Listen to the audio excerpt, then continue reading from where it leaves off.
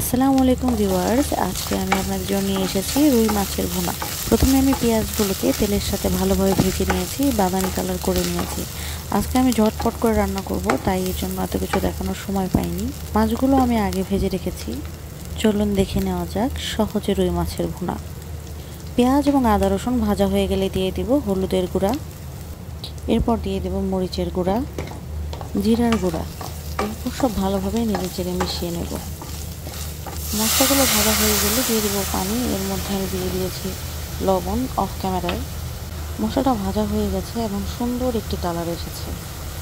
এখন আমি মশলার মধ্যে দিয়ে দেবো মাছগুলো দিয়ে ভালোভাবে মশলার সাথে নেড়ে মিশিয়ে এরপরে দিয়ে দেবো হালকা পরিমাণে কিছুটা পানি, যাতে মাছগুলো সেদ্ধ হতে সাহায্য করে। আপনারা যারা রান্না করতে পারেন না, স্টুডেন্ট, তাদের জন্য মূলত এই রেসিপি।